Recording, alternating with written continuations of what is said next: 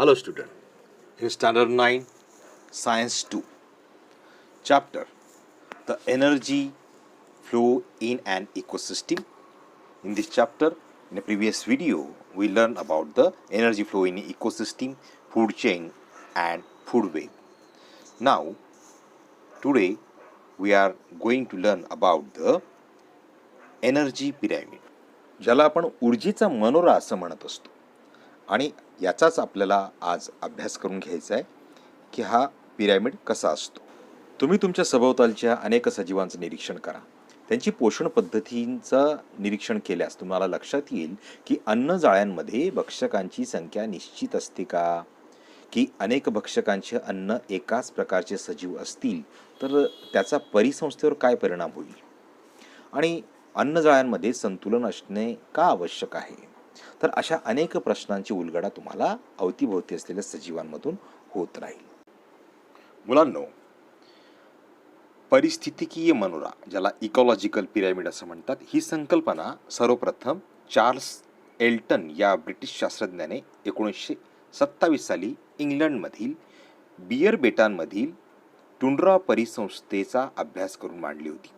आणि त्यामुळे या मनोऱ्यास एल्टॉनियन मनोरा असं सुद्धा म्हणतात. काय असतं की एक पोषण पातळी असते, त्याला ट्रॉपिक लेवल असं म्हटलं जात असतं. Each level in the food chain is called trophic level. A trophic level is the step at which the organism obtain its food in the chain. अन्न साखळीतील प्रत्येक पातळीला पोषण पातळी म्हणतात. पोषण पातळी म्हणजे अन्न प्राप्त करण्याचा स्तर. म्हणजे कसं की अन्न साखळीत अन्न घटक व ऊर्जेचे प्रमाण निम्न स्तरावरील उत्पादकापासून उच्च स्तरावरील भक्षकांपर्यंत टप्प्याटप्प्याने घटत जात असते. Means the amount of matter and energy gradually decreases from producers to the lowest level to top consumers at the highest level. आकृतीत दाखवल्याप्रमाणे तुम्हाला या ट्रॉपिक लेवल्स दिसत आहेत.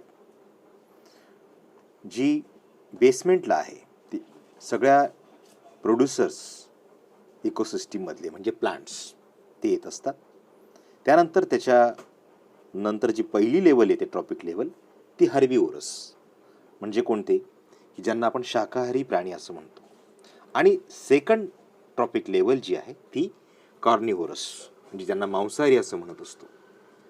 आणि तृतीय पोषण पातळी ज्याला म्हणतो ट्रॉपिक लेवल, ती म्हणजे उभयहारी ओमनिव्होरस प्राण्यांची असते. तर अशा रीतीने या पोषण पातळ्यांचा एक टप्पा निश्चित झालेला आहे.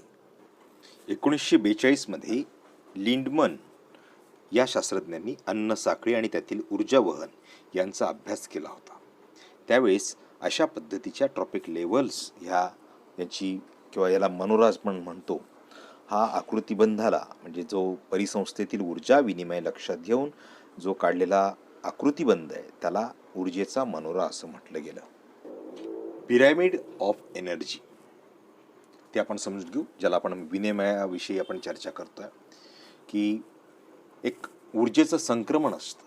त्या संक्रमणाला म्हणजे आपण एक्सचेंज जे म्हणतो, there are the different levels of the energy exchange in the food chain.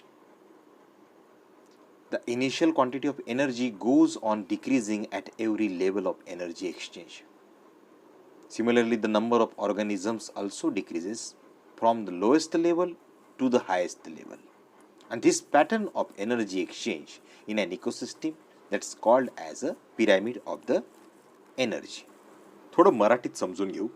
ऊर्जा मनोऱ्यात जे प्रत्येक पोषण पातळीमध्ये ऊर्जा संक्रमण दाखवले जात असते. म्हणजे अन्न साखळीत एका पोषणाला पातळीतून दुसऱ्या पोषण पातळीत ऊर्जा हस्तांतरित होत असते.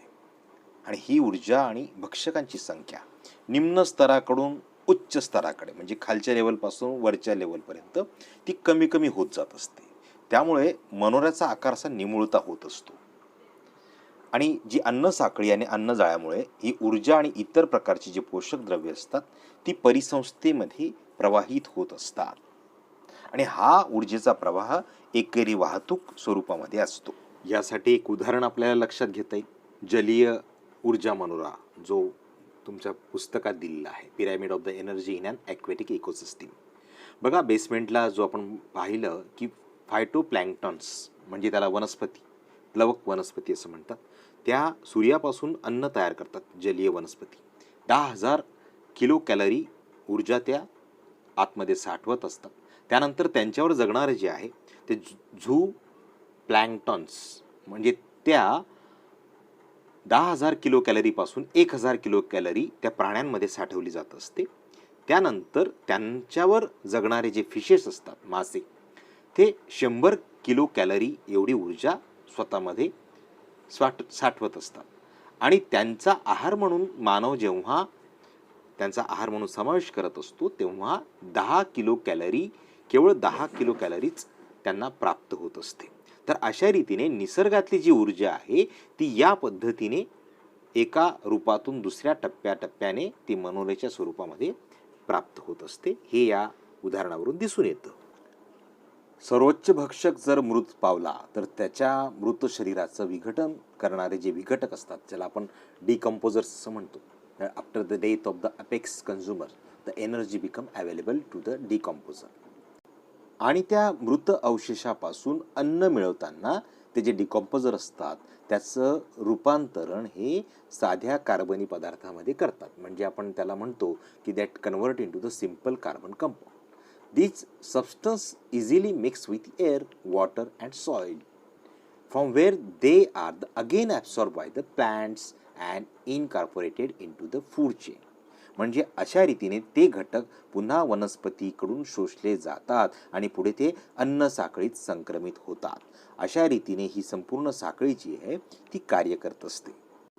आता तुमच्या लक्षात आलं असेल की सजीवांच्या विविध पोषण प्रकारानुसार तयार होणारं जी अन्न जाळं असतं त्याच्यामुळे ऊर्जा आणि इतर प्रकारची जी पोषक द्रव्ये असतात ते परिसंस्थेमध्ये प्रवाहित होत असतात.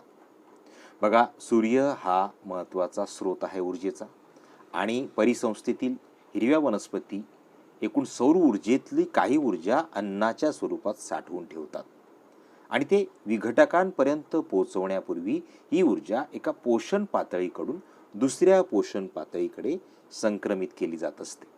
म्हणजे विघटकाकडून यातील काही ऊर्जा उष्णतेच्या स्वरूपात बाहेर टाकली जाते, मात्र यातली कुठलीही ऊर्जा सूर्याकडे परत जात नाही. म्हणून ऊर्जेचा प्रवाह ही एकेरी वाहतूक मानली जाते. यावर तुम्हाला प्रश्न विचारले जाऊ शकतात. How the passes of energy referred as a one way transport? Y? Because the sun is the most important source of energy in an ecosystem, and green plants of the ecosystem scores some of the solar energy in the form of the food. Before reaching the decomposers, the energy is passed on from one trophic level to the next. Decomposers dissipate some amount of energy in the form of the heat, म्हणजे उष्णतेच्या रूपामध्ये. However, no part of the energy ever return to the sun. तर अशा पद्धतीने तुम्ही त्याची उत्तरं लिहू शकता. Why are the numbers of tertiary consumers, means apex carnivores, always less than those of other consumers?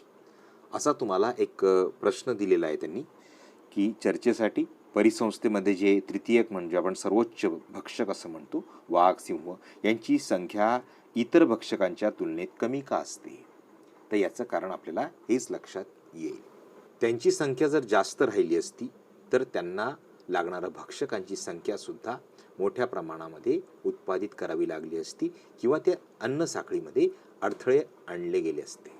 असा अभ्यास करण्यासाठी भारतामध्ये काही संस्थांची निर्मिती करण्यात आली. Indian institute of the ecology and environmental, भारतीय परिस्थितिकी व पर्यावरण संस्था त्याला म्हणतात, दिल्ली येथे 1980 साली याची स्थापना करण्यात आली. संशोधन, प्रशिक्षण देणे, परिसंवाद आयोजित करणे हे त्यांचं मुख्य कार्य असतं.